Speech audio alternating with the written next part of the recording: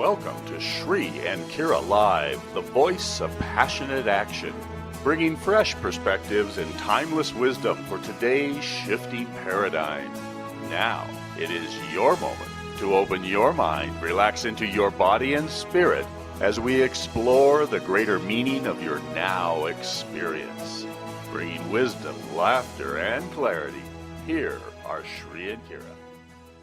Hello, everyone, and welcome. This is Kira Ra here with my beloved. I am Shri Ram Kaur. You know, you still are, I love that.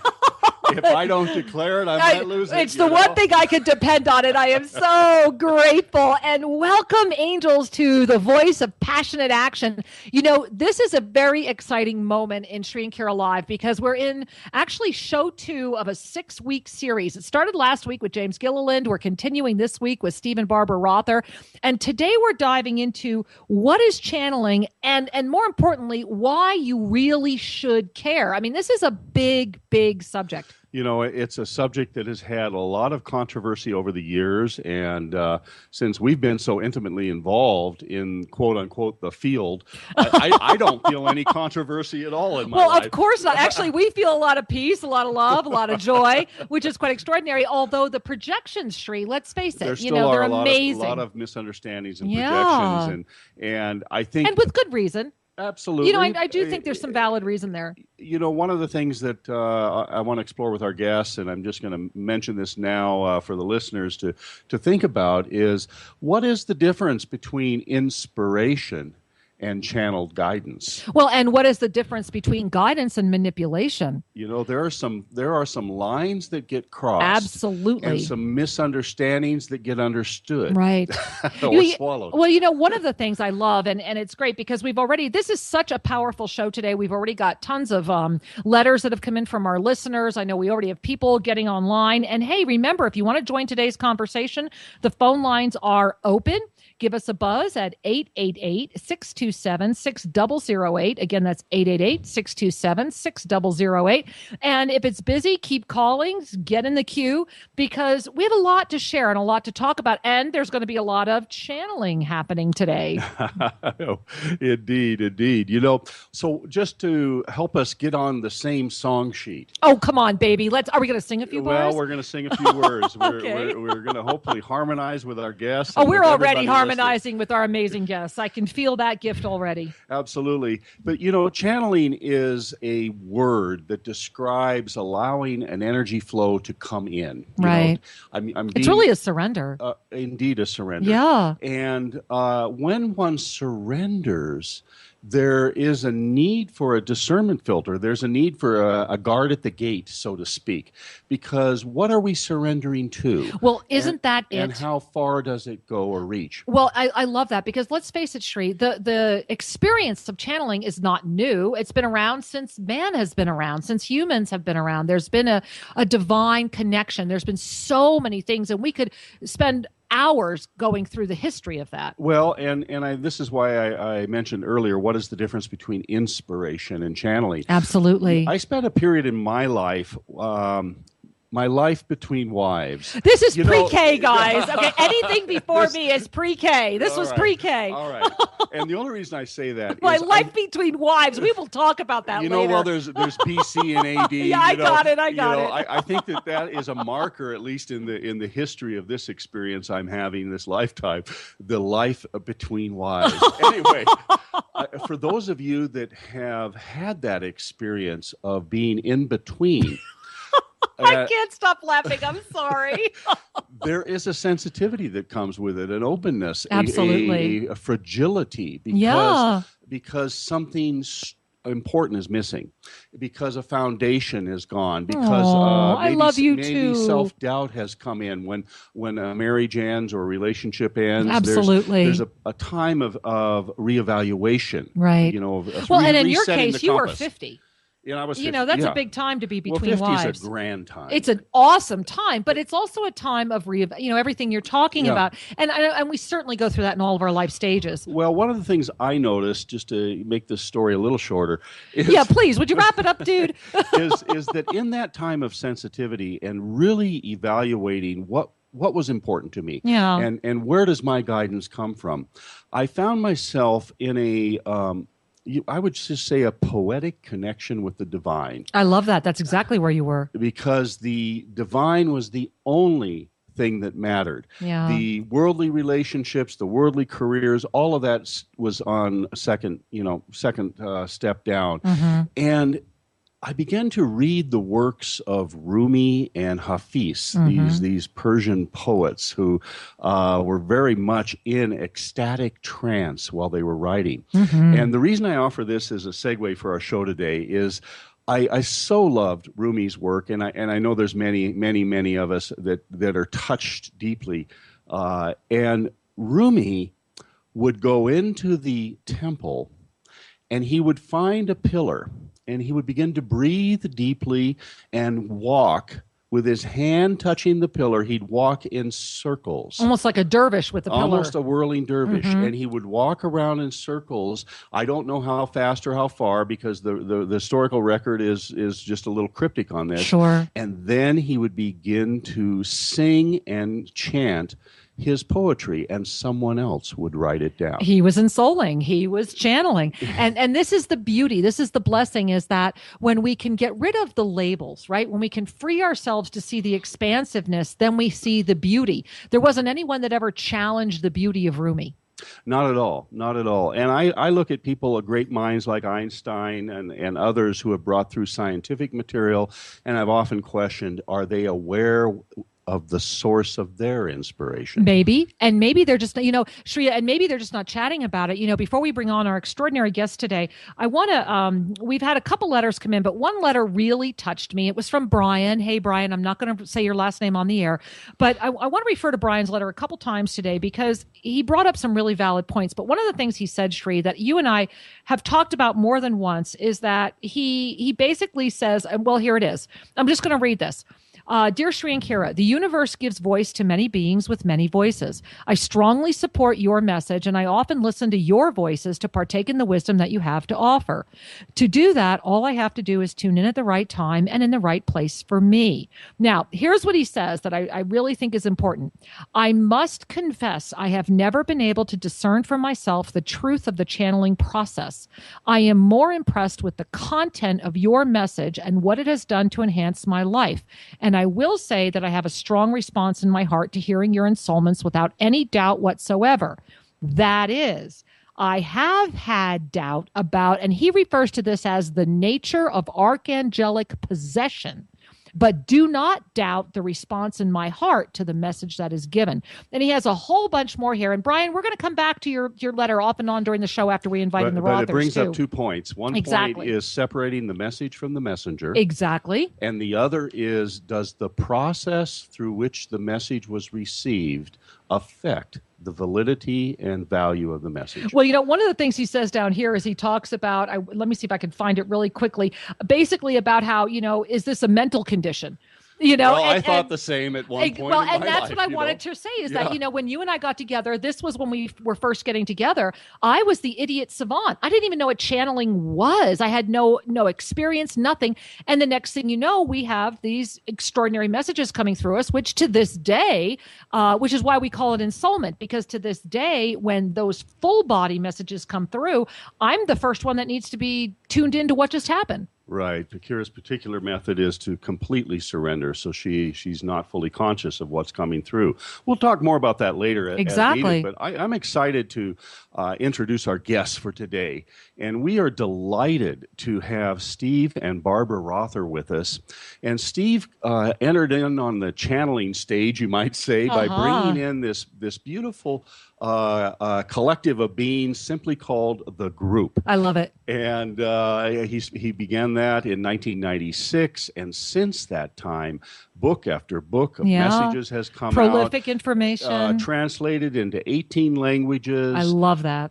Beacons of Light offers monthly messages, and Barbara is contributing with Connecting the Heart messages distributed each month into 25 4 languages. Wow. Isn't that beautiful? Yeah, I absolutely it's love it. I wondrous. love It's it. wondrous. And here's another milestone that really offers encouragement to the values I hold dear.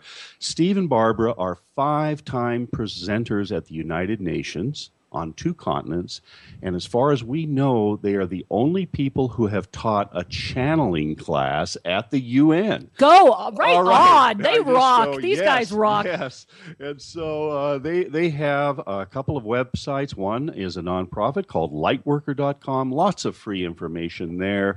And pathstoempowerment.com, where there are training classes. And I think that's paths number 2, right? Number 2. Yeah.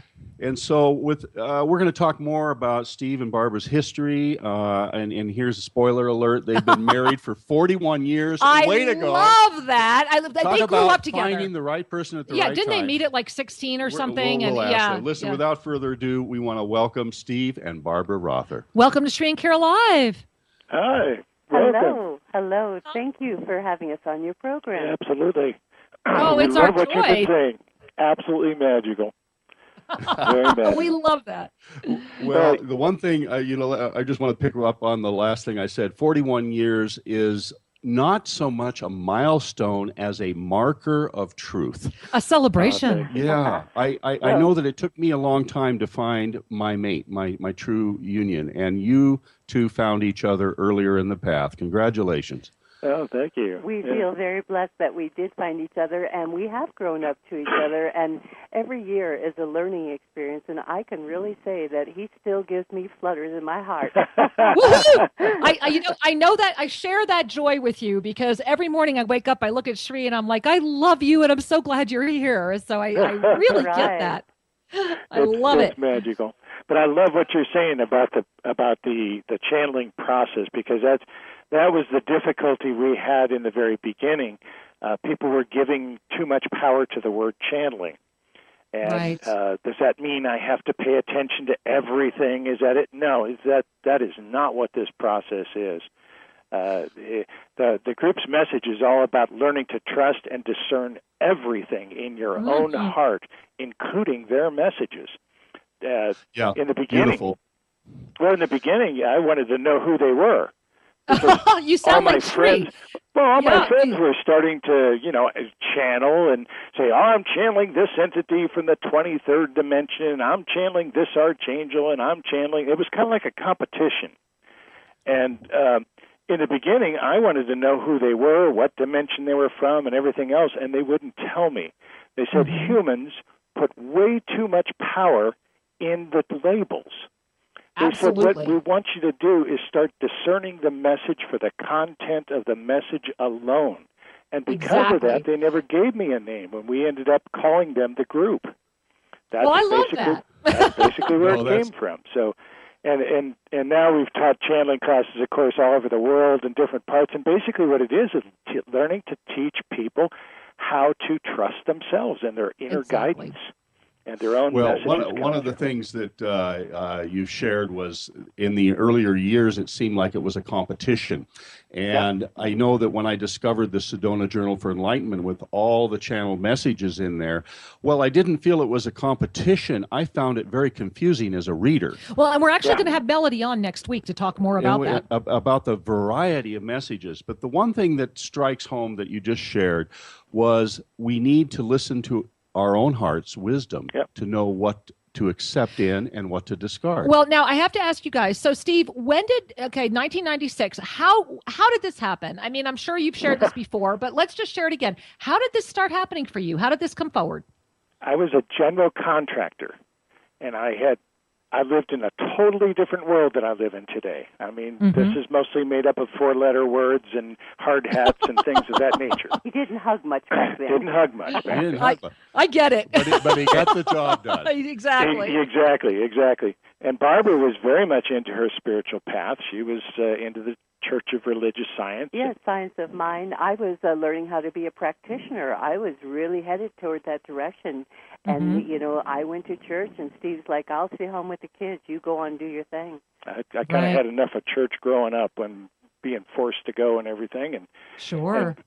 And basically what happened was on New Year's Eve, 1995, we went to one of her church's processes, kind of like a party, but it was basically gathering your intent for the new year, letting go of the things you wanted to let go of and claiming the new things. And my whole intent here was to go and since I didn't know anything about all what these people were talking about, they were talking about Reiki, they were talking about meditation, they were talking about all these things that I knew nothing about. And basically my idea was to go and smile and nod, and I just wasn't going to say much. He was there to support me, you know. Yeah, I was just... So as soon as we walked in the door, they separated us, which scared the heck out of me. Oh, of course. And I made it through the course. We made some, we got to know some people. It was very nice. It was very open and very easy to do. At midnight, we all hugged and kissed and went home for about an hour and a half, I think it was, and then we were supposed to meet back on the beach. And we were going to make this big bonfire and take our list that we had, and we were going to tear it in half and throw the negative half in the we wanted to release in the fire, and we were going to read the positive things we wanted in our life to the rising sun. Well, there was only about, I think it was about 35 people in the class. Only about 12 of them showed up. But I have to say, at that point, I felt much more involved with it because being a contractor, I had all kinds of wood scraps and so forth. So I got there early and built a big bonfire for everybody. Well, you made the fire. We bring the skills that we have to the table. I love it. Exactly. Yeah. So anyway, I felt much more a part of it at that point. But nonetheless, I wanted to kind of sit back. And, of course, I want to see everybody else go first. So I was kind of hiding in the smoke. There's always one place where the smoke goes. Oh, sure. So anyway, the leader comes up and he tears his thing in half and he throws it in the fire and everybody goes, whoa! And I didn't even know what that was. So he basically starts to read what's on his list and he says, I'm being told that Steve needs to go first. No. And he walked over and handed me this thing and told me to go first. And the smelly rope, you called it. It was a smudge. It was a smudge stick, basically, but I didn't know anything about that, so I called it my smelly rope story. But basically, I gave Barbara a very dirty look at that point. Oh, yeah. What did you get me into here? And I said, you know what, I can do this. I only had 5 things on my list. I can do this. So I went, ripped up the paper, threw it in. Everybody said ho. I held up the stick to the rising sun, and I held up my paper, and I couldn't see it. I was completely blurred out, and the tears started. Aww. Well, for a big contractor guy to start crying like that was that's major. But it was unbelievable. I couldn't stop the crying. And pretty soon I look around, and these people are all holding up their hands to me, sending me energy. And, of course, I didn't know what that was. I thought that was some sort of New Age applause or something. I didn't understand it. But basically, they were all holding this space for me. And finally, I came around, and I tried to read this thing on the top, and all I could say was, I will be a light worker. And that was the first time I heard that.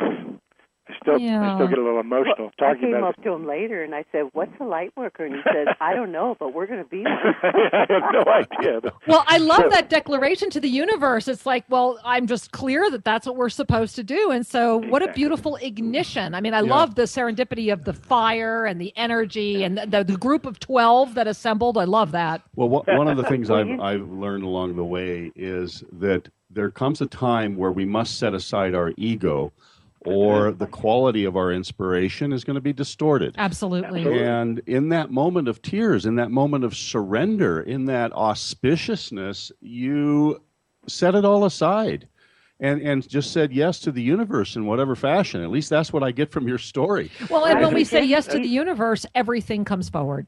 Yes, he surrendered to spirit. And the magical part is that when the group first connected with him, January 1st, it was his birthday. What a birthday present.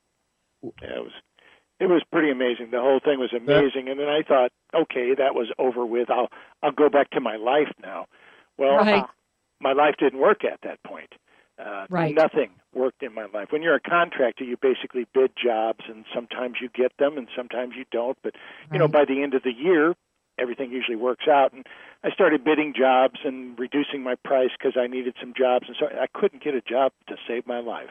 Mm-hmm. And basically, because your real job had come forward. Exactly. My business was Yeah, closing. your mission was and there. In the meantime, I met some people on the internet, and I started writing. And that's really how the channeling really started for me, is on the computer. Mm-hmm. You know, when So you're as you were writing, the flow of information would come through. it became very much aware to me that I was saying things that I did not have conscious knowledge of. Right. And I found other people that were doing it. I kind of connected to the Cryon work at that time, Lee Carroll, and I didn't know them or anything else, but I found a book, and that book just meant the world to me because somebody else was saying something very similar to what we were bringing forward. Right. And since then, I've gotten to know him, and we're friends and everything, but we didn't know them at all back then. Yeah. And it was it was an astounding change of direction for me, completely. Complete change of direction. And we've had so many of our callers and students talk about each person seems to have a pivotal moment. Right. There is a call. And when the call happens, everything has to either line up with it or we move into a time of turbulence. Well, you know, it's so true. Right. I just have to share with both of you, Barbara and Steve, that my heart is so huge around you because really it's almost exactly what happened with Shri and I, only I was the one who didn't know what was going on. And you were the one you were on your way to becoming a minister. I mean, it's really funny to me to see the parallels. Well, what's funny is I have a short story to share. Uh-oh. So, and then we're going to get to some callers here, but I do want to share this because I have a smile on my face just remembering it. Absolutely. So, Barbara, you were at Science of Mind. I was over at Unity Church, and I was applying to be an assistant minister and receive the training. And the person interviewing me said, "Now, do you ever listen and follow voices in your head?" and the voices said, "Tell him no." Exactly. I love that. And that's only partially true, but it's kind of we have our inner worlds, you know, and as I described my time between time there, as I was doing my writing, I was following a channeled line of communion as well.